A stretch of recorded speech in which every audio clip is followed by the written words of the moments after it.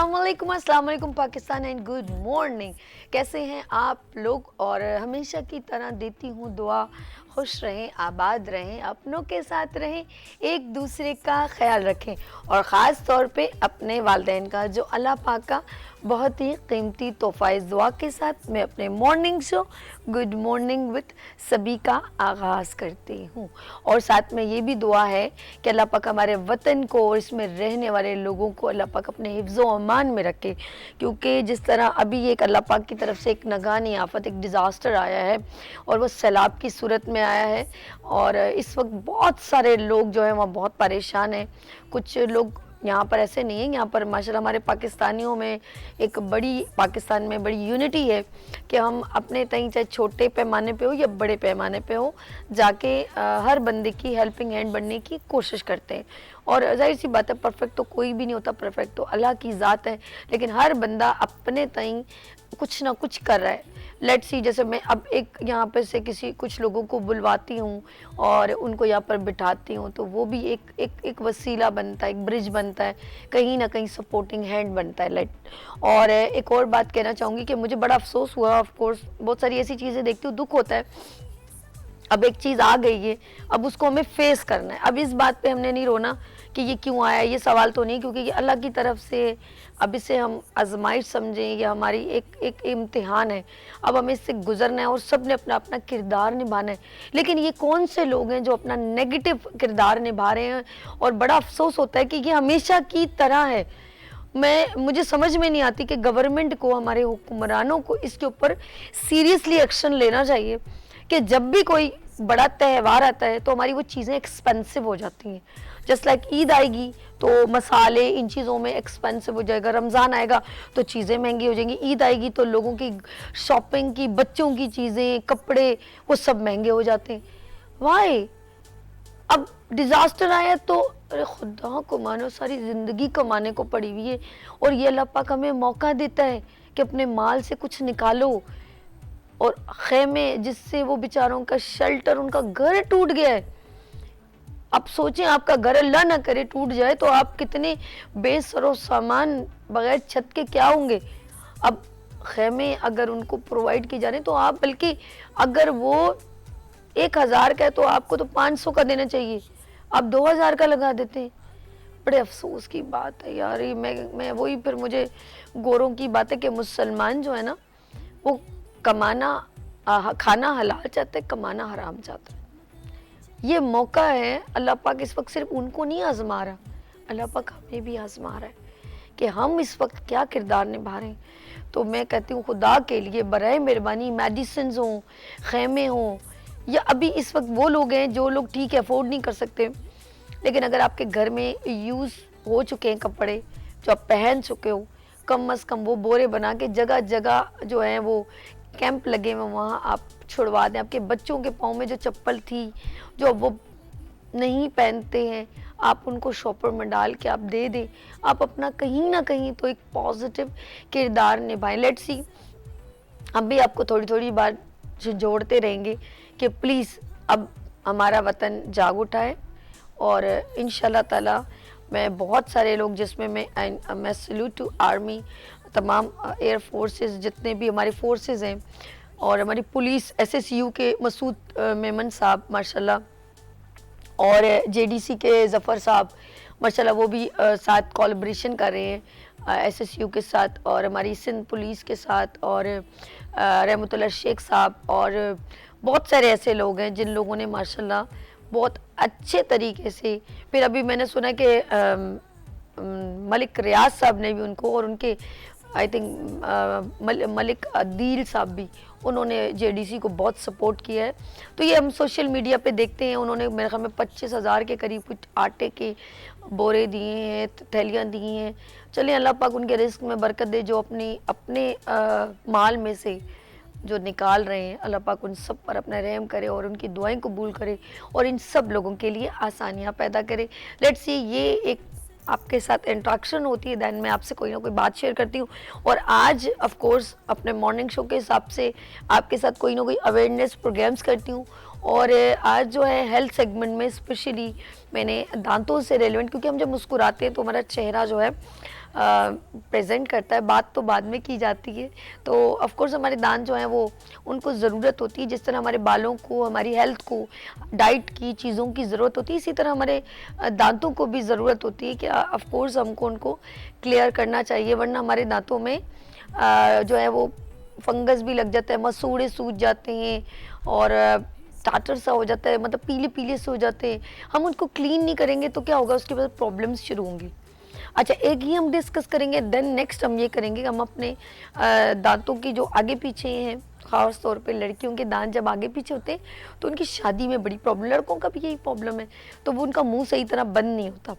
तो ये भी हम जो है वो बात करेंगे। और वो बच्चे जो स्पेशल होते हैं, ऑफ कोर्स एबनॉर्मल या स्पेशल, उनके भी कोई प्रॉब्लम है, क्योंकि हमारी ज़िंदगी का एक हिस्सा है ना, उनको छोड़ तो नहीं सकते कि यार नहीं ऐसा है, नहीं, उनको भी ज़रूरत है, वो भी खाते हैं, हमारे साथ ज़िंदगी गुजारते हैं। तो उनके लिए भी आज हम डिस्कस करेंगे। आप भी हमारे दरमियान हमें कॉल कर सकते हैं। तो यहाँ पर एक बहुत ही सीनियर डॉक्टर मौजूद हैं और ऑफ कोर्स हम एक कोशिश करते हैं कि आपको वो तमाम बातों से अवेयर करें जो शायद आपको मालूम ही ना हो। तो यहाँ पर मौजूद हैं doctor Mohsin, he is a dentist. अस्सलाम वालेकुम डॉक्टर साहब। वालेकुम अस्सलाम, कैसे हैं आप? अल्हम्दुलिल्लाह, शुक्र। आप कैसी हैं? अल्लाह का शुक्र है। आज डॉक्टर साहब से मेरी 2-3 दिन पहले भी बात हुई थी और हमने स्पेशली डिस्कस करना चाह रहे थे। बहुत टाइम हो गया मेरे मॉर्निंग शो में दांतों से रेलेवेंट बात नहीं हुई, तो आप थोड़ा बेसिक इसके बारे में बताएं। बेसिकली हम अगर जिस कंट्री में रहते हैं वहाँ पर नॉर्मली लोग अपने दांतों को इतना इम्पोर्टेंस नहीं देते। ओके। बट अगर किसी को ये इम्पोर्टेंस पता चल जाए कि आपकी बॉडी में जो भी बीमारियाँ इनिशिएट करती हैं उसका स्टार्ट आपके माउथ से ही होता है। Oh my God. अगर आपके दांत प्रॉपर नहीं है, आप उनकी सफाई नहीं रखते, तो बैक्टीरियल कॉलोनी वहाँ पे बनती है, उससे आपका स्टमक अपसेट होता है, उससे आपको कॉन्स्टिपेशन हो जाती है, डिफरेंट डिजीज़ इनिशिएट हो जाती हैं। ओके। मुंह में बदबू आती है, ब्लीडिंग होती है। एनीमिक पेशेंट को अगर गम्स ब्लीडिंग का इशू हो तो वो बहुत सीवियर भी हो सकता है। और अगर शुगर पेशेंट को ये इश्यूज हो जाते हैं तो ये काफ़ी ज़्यादा डेंजरस हो जाता है, क्योंकि ऑब्वियसली उनको हीलिंग पावर इतनी अच्छी नहीं होती ड्यू टू शुगर। और फिर उसके बाद अगर वो अपनी ओरल इन्वायरमेंट को प्रॉपर नहीं रखते तो ऐसे में उनके गम्स के अंदर ब्लीडिंग होती है, दांत तो हिलना शुरू हो जाते हैं, फिर वो प्रॉपर चबा नहीं पाते। ऐसे में अगर कोई डीप इन्फेक्शन हो जाए और वो उसको नज़रअंदाज करने लगे तो ऐसा भी हमने देखा है कि वो एक सीवियर इन्फेक्शन की तरफ चले गए और जिसकी तरफ से हमें उनको वापस नॉर्मल लाने में बहुत टाइम लग जाता है, बाज़ औक़ात वो सर्वाइव भी नहीं कर पाते। ओहो, ऐसा है? ये जो शुगर के पेशेंट होते हैं इनके इन्फेक्शन आपके ओरल कैविटी से निकल के डीप नेक के अंदर भी चले जाते हैं, सेप्सिस हो जाता है, सेलुलाइटिस जिसकी वजह से पूरा मुंह सूज जाता है, बहुत बलून लाइक बलून। तो it's a really painful condition और पेशेंट जो है फिर बड़ा सफ़र करता है। तो मेरी तो हमेशा यही अपने सीनियर सिटीज़न से एक रिक्वेस्ट होती है कि आप अपनी शुगर को मेंटेन रखें और कोशिश करें कि ये अपने एक पैरामीटर्स के अंदर ही रहे, एक्स्ट्रा 300 पे ना जाए, 200 प्लस पे ना जाए, क्योंकि ये इवेंचुअली आपको एक बड़ा इशू दे सकती है। अच्छा, मैं नाज़रीन को मैसेज दे दूं पीटीसीएल नंबर का, जब तक आप कुछ पिक्चर्स निकालें कि कौन कौन सी कंडीशन है। जी नाज़रीन, इस वक्त डॉक्टर मोहसिन हमारे दरमियान मौजूद हैं और आप हमें हमारा पीटीसीएल नंबर 021 के ऊपर आप हमें कॉल कर सकते हैं और किसी तरह का भी कोई क्वेश्चन हो रेलिवेंट टू आपके टीथ का तो आप हमें कॉल कर सकते हैं। Let's see. अच्छा जी डॉक्टर साहब, जरा पिक्चर शो कीजिएगा, हम स्क्रीन पर देखें। ये जो हम आपको पिक्चर्स दिखा रहे हैं ये है एक हैंडीकैप पेशेंट। अच्छा, मेरे ख्याल में वो उस साइड, हाँ यस, ये एक हैंडीकैप पेशेंट है।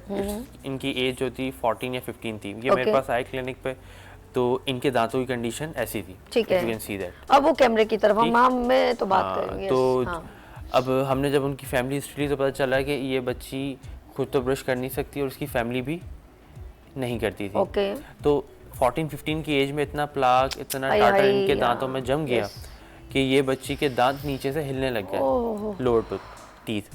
तो इस एज के अंदर क्योंकि पेरेंट्स ने इनको टेक केयर नहीं किया तो उस बच्ची के नीचे के सारे दांत हिल चुके थे और जिंजिवल कंडीशन बहुत ज़्यादा कॉम्प्रोमाइज़ हुई थी, स्वेलिंग थी। हमने इनकी स्केलिंग की, डीप क्यूरेटाज किया, 4 to 5 विजिट्स हुए, उसके बाद जाके फिर हमने इनकी मेडिकेशन की। तो now she is well, but जो मोबिलिटी आ गई वो रिटर्न नहीं होती।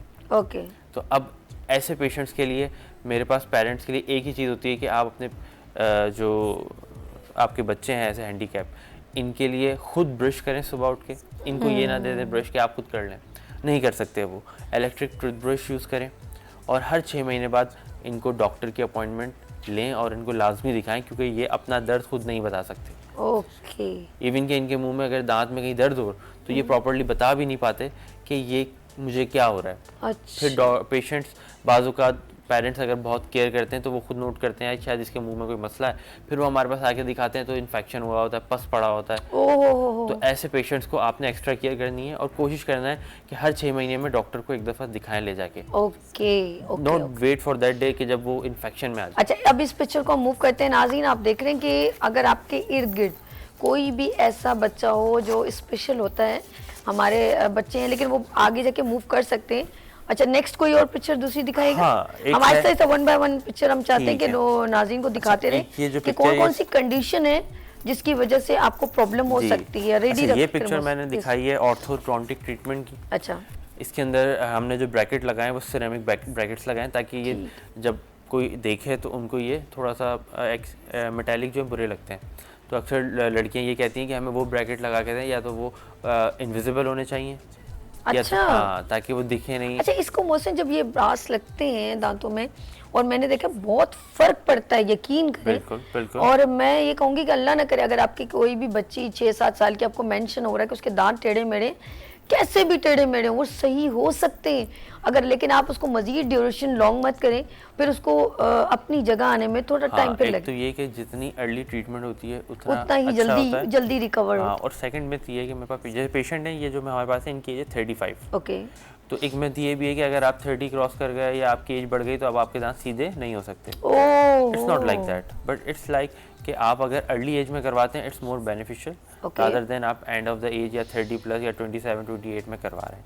अच्छा। तो दैट्स नॉट अ थिंग कि अगर आपकी एज बढ़ चुकी है तो अब आपके हमें इसी दांतों से सारी ज़िंदगी गुजारा करना है। You can go for the ortho treatment at the age of 35 too. तो ये पेशेंट ये 35 है और ये अब भी चाहते थे कि इनके दांत सीधे हों, तो हमने इनकी ऑर्थो ट्रीटमेंट स्टार्ट की है। और इसका एक और तरीका भी होता है कि जो लोग चाहते हैं कि हम ब्रैकेट ही ना लगाएं तो फिर हम उनको अलाइनर्स दे सकते हैं। अलाइनर्स जो होते हैं वो ब्रैकेट नहीं होते, they are kind of a vacuum plate, जो कि आप लगाते हैं और खाना खाने से पहले निकाल देते हैं, देन दोबारा आप लगा लेते हैं। तो उससे भी आपके दांत सारे सीधे हो जाते हैं। अच्छा, इनको जब हम लगा लेते हैं तो खाने पीने में कोई प्रॉब्लम इशू तो नहीं होता? बेसिकली जब हम ये लगा लेते हैं तो हम कुछ चीज़ें होती हैं जो अवॉइड करनी होती हैं, उनमें जिंगर वगैरह, हार्ड स्टफ लाइक चीज़। अच्छा, ये मैं अभी एक मेरी भतीजी है उसको ऐसा प्रॉब्लम थी, तो मैंने पूछा, मैंने कहा मदिया आपने बहुत अच्छा किया लगा लिया और बहुत फर्क पड़ा उस बच्ची के ना। पहले उसको बच्ची का माउथ सही तरह यहाँ से बंद नहीं होता था, तो मैंने कहा आपको खाने में तो चंदा मुश्किल नहीं होती? कहती नहीं मैं सब कुछ खा लेती हूँ, बस थोड़ी वो चॉकलेट्स नहीं खाती, वो फंस जाएगी ना, तो चॉकलेट से जरा प्रॉब्लम्स होती हैं। They stick to the bracket, तो उसके बाद फिर निकालना। लेकिन चंद माह की बात है यार, it's couple of months may be a year अगर सीवियर केस है, तो उसके बाद फिर ये दांत आपके नॉर्मल हो जाते हैं। फिर आप खाओ, मजे लेके खाओ। फिर अच्छा, नेक्स्ट आप कुछ पिक्चर दिखा दीजिए। नाज़रीन, डॉक्टर मोहसिन हमारे दरबार मौजूद है और प्रॉपर तरीके से पिक्चर प्रोफाइल में मेंशन करें जो आपको प्रॉब्लम्स हैं और उसको हम डिस्कस करें और मेंशन भी करें कि देखिए इस तरह की कंडीशन में क्या इंटरेस्टिंग है। ये हमारे एक कोलीग हैं, एक्सीडेंट हुआ जिसके बाद उनके दांत ऊपर के भी टूट गए, नीचे के भी टूट गए, मैंडिबल उनका फ्रैक्चर हुआ, मैक्सिला में भी फ्रैक्चर हुआ। उसके बाद ही वाज सो डिप्रेस कि मेरी स्माइल जो है वो बिल्कुल ही ख़राब हो गई। Of course. एंड काफ़ी टाइम तक उन्होंने काफ़ी कोशिश करते रहे कि मैं इसको क्या करूं।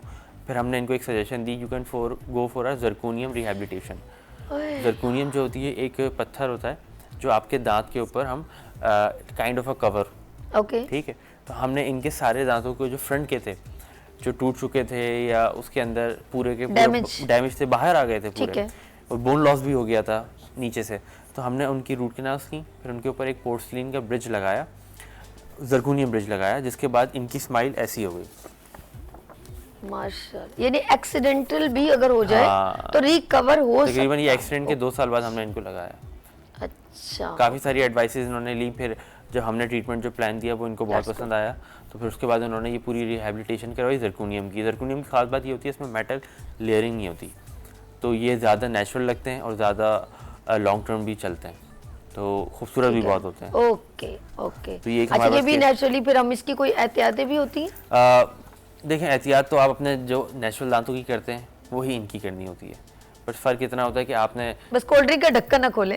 हाँ, ये एक थोड़ा सा। और मेरी तरह जो गूदे की ही हड्डियां बड़ चूस चूस के चूस खाते हैं, बहुत पसंद है ना मुझे वो। अक्सर सर्दी का मौसम आता है ना, तो वो कहते हैं वो बनता है। जी हमारे इधर मैंने कॉलर है। हेलो अस्सलाम वालेकुम। बात नहीं कर वालेकुम सलाम। जी अस्सलाम वालेकुम। कौन से हमारे कहाँ से? मैं अली बात कर रहा हूँ कराची से। अच्छा जी अली, क्या पूछना चाहते हैं? डॉक्टर मोहसिन मौजूद हैं। मेरा एक सवाल है डॉक्टर साहब से कि मुझे काफी टाइम से एक प्रॉब्लम है कि मेरे गम से ब्लीडिंग होती है, ओके। स्पेशली जब मैं ब्रशिंग करता हूँ। तो इसके लिए मुझे क्या करना चाहिए? क्या प्रिकॉशनरी मेजर्स लेना चाहिए ताकि ये आगे बढ़े ना? इनकी उम्र मोहसिन बात कर लीजिए ठीक है। ना। अली अली ना? हाँ अली अली। अली, आपकी उम्र क्या है? मेरी उम्र है 25। ठीक है अली, आप ऐसा पान शाल या सिगरेट तो नहीं कुछ यूज़ करते? नहीं, मैं ऐसे चीज तो कोई चीज नहीं करता, लेकिन ये कुछ टाइम से ब्लीडिंग बढ़ती जा रही है। ठीक है। नॉर्मली अगर ऐसे ब्लीडिंग होती है तो इसका कॉज ये होता है कि आप इनको लाइव फिर आंसर दें। थैंक यू कर दें इनको। ठीक, ठीक। बहुत शुक्रिया आपने अली कॉल की। अभी हम ऑन एयर बताते हैं, ठीक है? थैंक यू सो मच जी ठीक डॉक्टर है। साहब। तो ऐसे जो पेशेंट्स होते हैं जिनके ब्लीडिंग हो रही होती है यंग एज के अंदर, बेसिकली उनका एक मेन इशू ये होता है कि वो अपनी हाइजीन मेंटेन नहीं रखते, ओके। वो अपनी ब्रशिंग प्रॉपर नहीं करते और माउथ वॉश वगैरह का यूज़ नहीं करते, तो ये भी एक रीज़न होता है उनके ब्लीडिंग का। तो सजेशन यही है कि इनकी स्केलिंग होनी चाहिए, डीप क्यूरेटाज होना चाहिए। ओके। तो फिर इंशाल्लाह इनका ये मसला रिजॉल्व हो जाएगा, क्योंकि एज यंग है और रिकवर हो जल्दी हो जाता है। अच्छा कुछ लोग होते हैं, अब मुझे समझ में नहीं आती आज तक। इतना शौक है मुझे सेब, कभी कभी इतना पसंद तो नहीं है, लेकिन मैं जब भी 2 बार खा लेती हूँ मेरा मसूड़े सूज जाते हैं। आई डोंट नो, ये मुझे आज तक समझ में नहीं आई। देखें यानी कि एक दिन में 2 बार मैंने खा लिया तो मेरा मसूड़ा सुबह तक, अगले दिन स्वेलिंग हुई हुई होगी। वो बेसिकली आपके जो गम्स होते हैं ना वो थोड़े से वीक हैं। ओके। जब आप सेब खाती हैं तो इट्स अ हार्ड सब्सटेंस, अच्छा। तो वो जो प्रेशर है वो आपके गम्स पर भी आता है, तो वीकेंड होने की वजह से उसके अंदर स्वेलिंग आ जाती है और थोड़ी सी ब्लीडिंग भी आपको फील होती होगी। नहीं ऐसा नहीं, बस सिर्फ मैं फिर 2 दिन बाद फिर कोई मेडिसिन ले लेती हूँ तो ठीक हो जाता है। बाकी सारे फ्रूट्स खा लेती हूँ, कोई मसला नहीं है। मैंने नारियल भी खाया और दूसरी भी चीज़ें खा, लेकिन मुझे आज तक ये बात क्वेश्चन मार्क रहा है। आप सजेशन यही है कि आप 6 मंथ में एक दफ़ा स्केलिंग करवा लिया करें इस वजह से। हाँ, तो इससे आपके जो गम्स हैं वो स्वेलिंग नहीं होगी, तो फिर आप ये सख्त चीज़ें जो खाती हैं इसके बाद आपको ये इश्यूज़ नहीं आएंगे। ओके चलिए डॉक्टर साहब, आज तो आपने ये एक इनिशियली कुछ ऐसी चीज़ें जो शायद लोग इतना डिस्कस नहीं करते हैं, और बस वही कहते हैं दांत में दर्द हो गया, कीड़ा। हमारे जहन में से 2 चीज़ें होती हैं, हमारा जो है ना कीड़ा लग गया है, हमने दांत निकलवाना है, एक कॉन्सेप्ट, और एक या रूट कैप जो शायद आई थिंक रूट कैनाल और वो कैप लगाना, जो उसके बारे में थोड़ा एक मैं चाहती हूँ रिपीटेशन हो जाए। जी, मोस्ट ऑफ द पेशेंट्स हमारे पास जो आते हैं with cavities, okay, irreversible pulpitis जिसको कहते हैं कि नस में इन्फेक्शन हो जाना। ओके ठीक है। अब उनको एक उनकी मिथ ये बनी हुई है कि जब दांत के अंदर इन्फेक्शन हो जाता है तो फिर इसको निकालना ही आखिरी हल है, हम इसका और कुछ नहीं कर सकते। जबकि इट्स 2022, तो आप इतनी जिद्दत आ चुकी है, तो ज़रूरी नहीं कि हर दांत जिसके अंदर आपको कैविटी हो जाए आप उसको निकालें।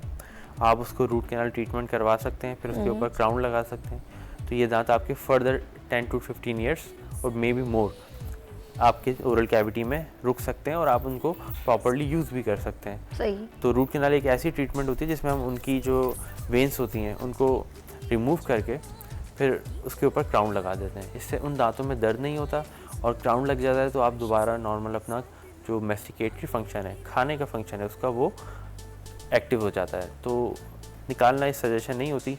हाँ, कुछ केसेस होते हैं जिसमें हम खुद सजेस्ट करते हैं कि आप निकलवा दें, but not every time. Okay, ये ज़रूरी नहीं।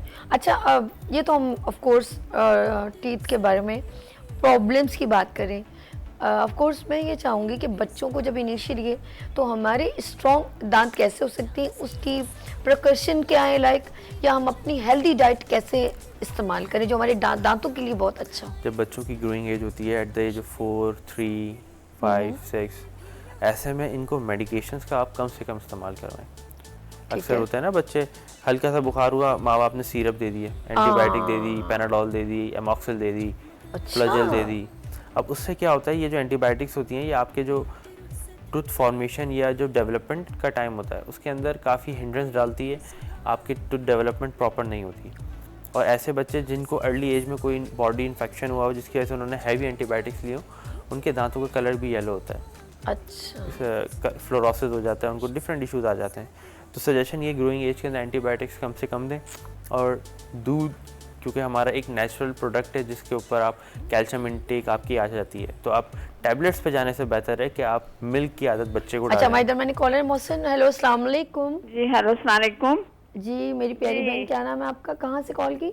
मैंने नॉर्थ नाजमाबाद से फ़ोन कर रही हूँ और मेरा नाम अजरा नसीन है, और मेरी वालदा के दांत सारे जैसे ये दिखा रहे हैं इस तरह से, तो लेकिन वो पूछ रही है मेरे मसूड़ों पे जो मतलब मेरे दांतों के ऊपर जो गोश्त है उसके ऊपर दांत लग जाएंगे या कितना टाइम लगेगा, कैसे बुलाया जाएगा? अच्छा, डॉक्टर साहब से बात कर लीजिए मेरी प्यारी बहन। डॉक्टर साहब, डॉक्टर मोहसिन से बात कीजिए। डॉक्टर साहब बात कीजिएगा, इनसे सवाल कीजिएगा। अस्सलाम वालेकुम। जी वालेकुम डॉक्टर साहब, आप कैसे हैं? अल्हम्दुलिल्लाह, अल्लाह का शुक्र। आप कैसी हैं? जी ठीक हूँ। मेरी वालदा का ये जो आप दिखा रहे हैं दांतों का, ये सारा यही मसला है, टूटे हुए दांत ये वो, तो वो कह रही हैं कि मेरे दांत लग जाएंगे क्या? मेरे मसूड़ों में थोड़ी सी कमजोर है मसूड़े, तो क्या वो लगा सकती हैं? आप लगा सकते हैं, मतलब कि उसकी गारंटी है कुछ कि दांत लग जाएंगे या ऐसे ही फिर वो रहे? बहन बिल्कुल दांत लग सकते हैं, बहुत सारे किस्म के दांत आते हैं, पेशेंट टू पेशेंट वेरी करते हैं। अगर आपकी जो वालदा हैं उनके दांत हिल रहे हैं या उसमें कमज़ोरी है, टूट जाते हैं बिल्कुल सबसे पहले हम उसको ये एग्जामिन करते हैं कि इन्हीं दांतों के ऊपर दूसरे दांत लगाने या इनको निकालने के बाद दूसरे दांत लगाने। तो डिफरेंट टाइप ऑफ होती है वो, तो हम जब देखते हैं पेशेंट को फिर हम जी बोलिए। मैंने समझ लिया, आपका टाइम ना वेस्ट हो, तो मैं ये पूछना चाह रही हूँ कि टाइम वो पूछ रही हैं कि कितने कभी जब मैं आऊँ तो क्या कैसे किस तरीके से कितने दिन लगेंगे कि आप हर दफा? अच्छा एक मिनट, मैं आपको बताऊं मेरी प्यारी बहन, आज सबसे पहले आप अपनी माँ को, जो मम्मा है अल्लाह पाक उनको सलामत रखे। देखिए पूरी एक डॉक्टर साहब ना इनकी पूरी डिटेल लेंगे, इनको शुगर नहीं है, ब्लड प्रेशर नहीं है, ये सारी डिटेल, उनकी एज और कब से प्रॉब्लम है, ये सारा एक जो है ना डाटा उनको जब मिलेगा, देन उसके बाद पता चलेगा कि इनकी ट्रीटमेंट कौन से लेवल पे की जाए। आप कहाँ रहते हो? अच्छा डॉक्टर साहब, आपका क्लिनिक है नाज़ाबाद। इनका भी नाज़माबाद, कौन सी साइड, कुछ जगह? नाज़ाबाद 3 नंबर ईदगाह। अच्छा, अब ये दोबारा रिपीट कर देंगे। आप इनके पास मम्मा को लेके चले जाएं और मेरी दुआ है कि अल्लाह पाक आपकी मम्मा को सेहत दे और वो ठीक हो जाए। आपकी भी मैं तारीफ करना चाहती हूँ, आप बहुत अच्छे प्रोग्राम अच्छा करती हैं मॉर्निंग। जज़ाए खैर, अल्लाह पाक आपको भी खुश रखे, बहुत शुक्रिया, थैंक यू सो मच। अच्छा जी, मेरी प्यारी बहन ने कॉल की है अपनी माँ के लिए, और हम सबकी माएँ इनकी दुआओं से हम लोग चल रहे हैं, तो इनको जरा प्रॉपर थोड़ा लोकेशन और टाइमिंग बता दें ताकि वो आपके पास टाइम पे पहुंचे। जो मेरी वैसे 2 ब्रांचेस हैं, गुलशन एंड नाज़ाबाद, लेकिन इनको नाज़ाबाद इजीएस्ट पड़ेगा। तो नाज़ाबाद ईदगाह के ऊपर आप मेन रोड से अंदर आते हैं तो MK dental surgery and aesthetics, ये मेरी क्लिनिक का नाम है। अच्छा। और अगर ये गूगल करते हैं इस नाम को तो भी मेरी लोकेशन आ जाएगी। क्या लिखेंगे Mohsin? MK dental surgery and aesthetics. MK dental surgery and aesthetics. Okay. तो ये मेरी गूगल भी कर सकते हैं, ये नाम लिखेंगे गूगल पे तो लोकेशन आ जाएगी, नंबर भी आ जाएगा मेरा उसी के ऊपर। अगर ये फेसबुक पे जाके लिखते हैं तो वहाँ पे मेरा पेज आ जाएगा, इंस्टाग्राम पे जाते हैं तो वहाँ पे ईदगाह से कहीं से भी पूछ सकते हैं, कहीं से भी पूछ लें। टाइमिंग क्या आपकी? जो नाज़ाबाद की टाइमिंग है मेरी 6 PM to 10 PM है शाम में डेली। और आप छुट्टी Sunday किस दिन करते हैं? संडे ऑफ होता है। ओके, बाकी रेगुलर होता है। चले अपनी मामा को फौरन ले जाए, उनको बहुत पेन हो रहा होगा। कसम से हमारी माएँ हैं ना जो बड़ी बर्दाश्त करती हैं, बाखुदा ये उनका जिगर है। हम लोगों को कंप्लेन, हम तो हाय हाय करते हैं ना, वो बर्दाश्त करती, चले खैर है कल मैं चली जाऊंगी, खैर है कल मैं चला जाऊंगी ओके। अच्छा, नॉर्मली जो हमारे सीनियर सिटीजन्स होते हैं वो डॉक्टर के पास उस वक्त जाते हैं जब बिल्कुल ही काम खराब हो जाए। अच्छा, बड़ा इंपॉर्टेंट क्वेश्चन है कि हम लोग ब्रश क्यों करते हैं और क्या ज़रूरी है, और इसको एक ब्रश को 1 साल तक यूज़ करने और ना करने के क्या प्रॉब्लम्स है, ये सारे सवाल आप दे दीजिए जवाब। सबसे पहली चीज़ ये कि आपको अपनी ओरल कैविटी की सफाई इतनी ही इम्पोर्टेंट है जितना आप रोज़ाना अपना मुंह धोते हैं। ठीक है, आप बिना मुंह धोए कभी भी बाहर नहीं जाते, लेकिन ब्रश ना करके आप बाहर चले जाते हैं। That's a bad thing. वजह यह है कि वो आपके फेस जो है आपकी पर्सनैलिटी को एक बेहतर बनाता है, तो इसी तरह आपके दांत भी आपकी पर्सनैलिटी को अच्छा करते हैं। तो कोशिश करनी चाहिए जिस टाइम आप मुंह धो रहे हैं अपना ब्रशिंग डेली करें और फ्लॉसिंग भी करें। अक्सर लोग फ्लॉसिंग के कॉन्सेप्ट को समझ ही नहीं पाते कि व्हाई वी ऑलवेज से कि आप फ्लॉसिंग भी करें। ब्रशिंग से आपके दांतों की सामने से सफाई हो जाती है, लेकिन जब दांतों के बीच में जो आपके प्लाक खाना फंसा होता है वो फ्लॉस के बिना नहीं जाता, वो ही मेन कॉज होता है कैरियस लीजन्स का, जिसकी वजह से हम नॉर्मली कहते हैं कि कीड़ा लग गया। सही। तो पेशेंट के लिए मशवरा है कि जब आप ब्रश करते हैं तो फ्लॉस भी हाथ साथ के साथ कर लें, या एटलीस्ट खाने के बाद फ्लॉस कर लें। ओके, तो ये एक इम्पॉर्टेंट थिंग है। क्या बात है डॉक्टर साहब, आज माशाल्लाह इतना अच्छा। बच्चों की क्वेश्चन असल में कॉल आ गई थी ना, तो हमारे पास सवाल ये था कि हमें जैसे कैल्शियम में, क्योंकि दांतों को क्या क्या ज़रूरत है, हम दूध अवॉइड करते हैं, दही इतना खास नहीं, दिन में एक बार, पता नहीं हफ्ते में शायद 2 बार ले लिया दही, बिल्कुल वैसे होता है। रेगुलर में तो बिल्कुल होगा। भी हमारी जहन में होता ही नहीं। और दूध पीना ऐसे जैसे कोई किसी ने जेल में हम लोगों को कोई सजा दे दी हो, तो वो भी हलक से नहीं उतरता। बाखुदा मैं नहीं रेगुलर पी सकती, पॉसिबल ही नहीं है। बताएं क्या करें, कुछ तरीका बताएं। अगर आप बच्चे हैं तो छोटी उम्र के जो होते हैं टीनेजर्स या अर्ली चाइल्डहुड में, तो मेरी सजेशन पेरेंट्स को ये होती है कि सिर्फ दूध आप देंगे तो पेशेंट कभी भी नहीं पीता, सही, बच्चा नहीं पिएगा। कोशिश करें आप उसके अंदर कोई चॉकलेट, कोई ऐसी चीज़ें डाल के उसको पिला दें ताकि उसका एक फ्लेवर चेंज हो जाए। और जब बड़े हो जाते हैं तो उनके लिए सप्लीमेंटेशंस होती हैं, तो मशवरा ये है कि वो सप्लीमेंट्स लें, और कैल्शियम वगैरह की बहुत अच्छी मार्केट में अब अवेलेबल होती हैं जो कि आपकी कैल्शियम नीड्स को पूरी कर सकती हैं। और विटामिन डी को भी, लोग कैल्शियम लेते हैं विटामिन डी छोड़ देते हैं, तो ये एक साथ काम करते हैं। अगर आपने कैल्शियम लिया तो विटामिन डी आपकी बॉडी में कम है तो कैल्शियम एब्जॉर्ब नहीं होगा। तो you have to be quite serious about it कि जब आप कैल्शियम ले रहे हैं तो विटामिन डी की इंटेक को भी प्रॉपर रखें। जी जी बिल्कुल, डॉक्टर साहब ने माशाल्लाह काफ़ी अच्छी अवेयरनेस दी है। डॉक्टर साहब, आप क्या लोगों को मैसेज देना चाहेंगे कि हमें अपने दांतों को इनिशियली तौर पे शुरू से ही कितनी इम्पोर्टेंस देनी चाहिए ताकि लोगों को पता चल जाए कि इसके डेंजरस इफेक्टिव कैसे हों, देखें असरात क्या, बुरे असरात क्या है? बुरे असरात, मैं दांतों के लिए एक बात कहता हूँ, जब आप स्टडी करते हैं तो प्रोग्रेस होने में टाइम लगता है। ऐसा नहीं है कि आपने आज पढ़ा और आप फर्स्ट आ गए। इसी तरह जब दांतों की बात आती है तो अर्ली एज से ही आपको इसकी टेक केयर करनी पड़ती है हर एस्पेक्ट को लेके। अगर आप टेक केयर नहीं करते और आप सोचते हैं 35 के बाद 45 के बाद जाके मैं अपने दांतों को देखूंगा कि यार अब ये सही रहे, तो ऐसा नहीं होता। अगर आप अर्ली एज से इसकी केयर करेंगे तब जाके ये 50 तक रुकेंगे, वरना आपके सारे दांत गायब हो चुके होंगे, फिर आप प्रोस्थेसिस लगा के अपना जो है टाइम स्पेंड कर रहे होंगे। तो दांतों के लिए ऐसा ही है, जब आप टीनेज हैं, आपकी 18-17 साल उम्र है, आपको उस टाइम से ही अपने दांतों को बिल्कुल अप टू द मार्क लेके चलना होगा, तो ये 60 या 50 तक रुकेंगे। नहीं तो ये सारे निकल जाएंगे, कैरीज लग जाएंगी, फिर आप क्राउनिंग, इम्प्लांट, ये सारी चीज़ें करवा रहे होंगे। सर, अभी एक ऐसा सेंसिटिव सा क्वेश्चन कर रही हूँ और ये लास्ट ही समझ लें, इसको डिटेल में आंसर दीजिएगा। हम लोग ऑफ कोर्स ज़ाहिर बात हर बंदे का अपना है, कोई स्मोक करता है जिसके भी स्टेन हमारे दांतों पे आ जाते हैं, कुछ लोग डिफरेंट पान, मुस्तकिल पान रख लेते हैं, मीठा पान खा लिया या जो भी खाते हैं वो लोग, जो भी वो सबको पता है, गुटखा मावा सब।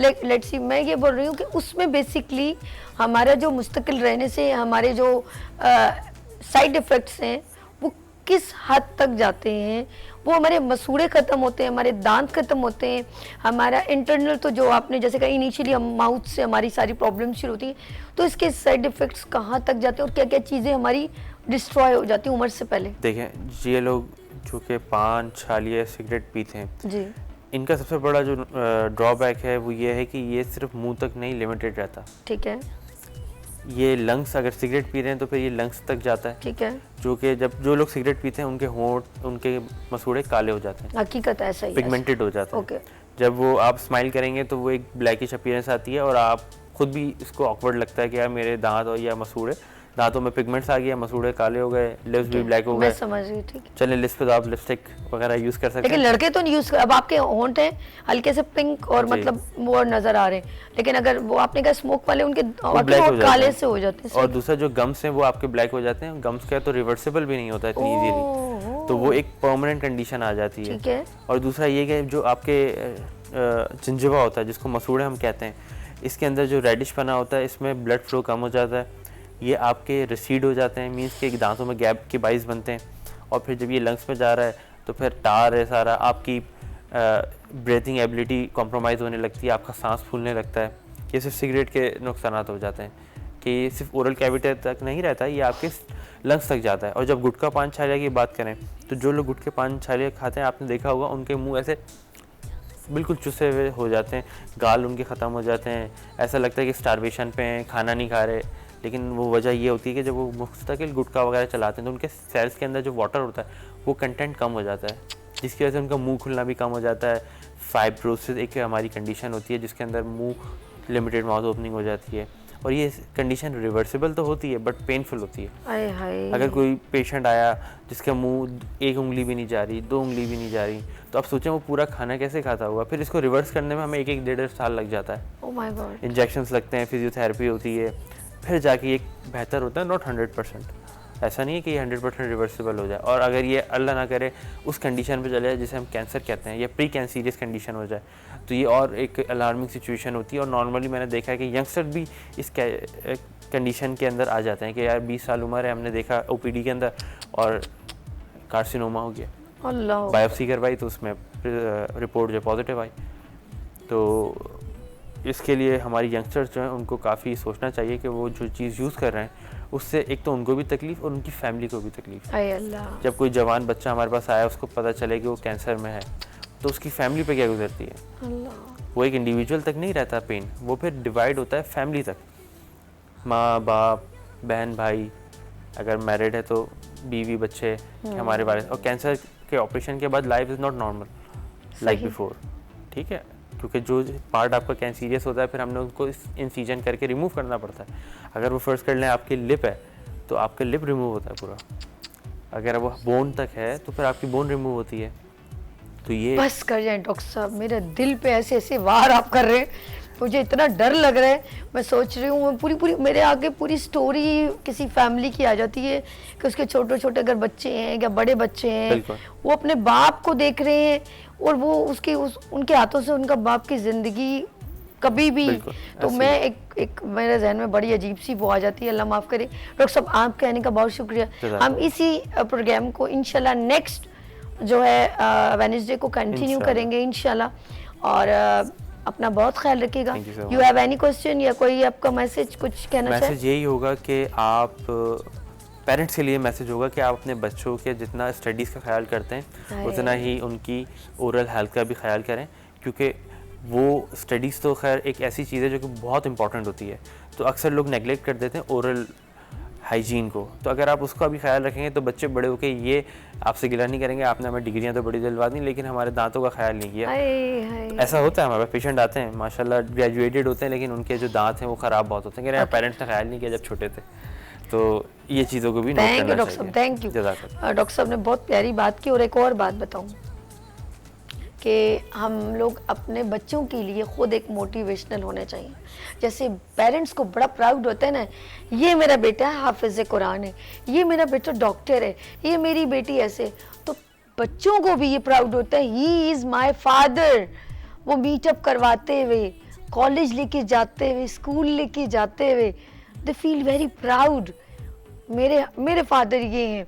जब वो पेरेंट्स के आगे बैठे बात करें तो पता चले कि यार मैंने जी हसन के वालिद से मिली, वो बहुत अच्छा लगा। ये पेरेंट्स जब टीचर्स उस बच्चे को बताते हैं ना तो दे फील वेरी प्राउड। जिस तरह आपको अपने बच्चों पे फ़ख्र होता है, आपके बच्चों को भी आप पर फ़ख्र हो और वो आप उनके लिए मोटिवेशनल हो। लेट्स सी, यहाँ पर लेंगे छोटी सी ब्रेक। आप लोगों ने एक ब्यूटी पैकेज देखना है, आप लोगों ने कहीं नहीं जाना। इसके बाद हम लोग ज़बरदस्त और सेगमेंट्स लाएं और बहुत अच्छे यहाँ पर गेस्ट हैं जो आपके साथ गुफ्तगू करेंगे। और आप देख रहे हैं गुड मॉर्निंग विद सभी। यहाँ पर लेते हैं छोटी सी ब्रेक और मिलते हैं ब्रेक के बाद गुड मॉर्निंग विद सभी के साथ।